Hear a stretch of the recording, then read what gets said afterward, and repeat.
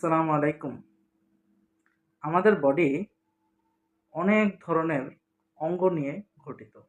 অনেক অঙ্গ আছে আমাদের বডিতে। তো আমরা কি জানি আমাদের এই অঙ্গগুলো কি নিয়ে গঠিত? আমাদের অঙ্গগুলো হচ্ছে ৪ ধরনের টিস্যু নিয়ে গঠিত। তাহলে প্রাণীদের যেই টিস্যু, এই প্রাণী টিস্যুগুলো কয় ধরনের? ৪ ধরনের। এই ৪ ধরনের টিস্যু নিয়েই আমাদের বডির সমস্ত অঙ্গ গঠিত। তো এই ৪ ধরনের টিস্যুগুলো কি, কি? ফার্স্ট অফ অল হচ্ছে আবরণী টিস্যু, যেটা আমাদের বডিকে আবরণ করে রেখেছে, যেমন হচ্ছে স্কিন, একটা আবরণী টিস্যু। তারপর হচ্ছে যোজক টিস্যু আছে। যোজক টিস্যুগুলো উদাহরণ কি? যেমন হচ্ছে রক্ত, এক ধরনের তরল যোজক টিস্যু। তারপর হচ্ছে রক্তনালী, রক্তনালীগুলো, এরপরে হচ্ছে অস্থি, তরুণাস্থি, এগুলো হচ্ছে যোজক টিস্যু। তারপর হচ্ছে আমাদের আর কি থার্ডলি কি কোন টিস্যুটা রয়েছে?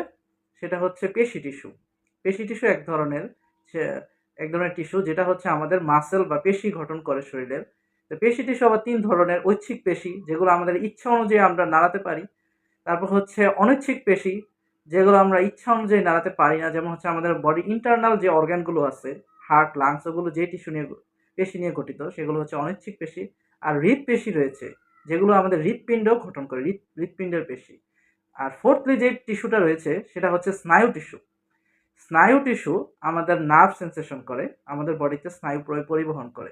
তাহলে আমি একটা উদাহরণ দিয়ে ৪টা টিস্যুকে ব্যাখ্যা করি। সেটা হচ্ছে, যেমন এটা হচ্ছে একটা আঙ্গুল, এটা একটা অঙ্গ। এই আঙ্গুলটা ৪টা টিস্যু নিয়ে গঠিত। তো কিভাবে? তো আঙ্গুলের এই যে উপরে যে স্কিনটা আছে, এটা হচ্ছে আবরণী টিস্যু। তারপরে স্কিনের নিচে ব্লাড ভেসেলগুলো আছে, রক্তনালীগুলো আছে, রক্ত চলাচল করছে। তারপর হচ্ছে এখানে বোনস আছে, হাড় আছে, সেগুলো কি? যোজক টিস্যু। তারপর হচ্ছে এখানে মাংস আছে, পেশি আছে, এটা পেশি টিস্যু। আর এখানে নার্ভ আছে, অবশ্যই স্নায়ু আছে, যেটা কারণে আমরা সেন্সেশন ক্যারি করতে পারি, যে কোনো জিনিসের টাচ, স্পর্শ, এগুলো বুঝতে পারি, স্নায়ু টিস্যু। তো এই ৪ ধরনের টিস্যু নিয়ে কিন্তু আমাদের বডির প্রত্যেকটা অঙ্গ গঠিত। তাই তাহলে এই প্রাণীদের এই ৪ ধরনের টিস্যু আমরা জানলাম, সেটা হচ্ছে কি? আবরণী টিস্যু, যোজক টিস্যু, পেশি টিস্যু আর স্নায়ু টিস্যু।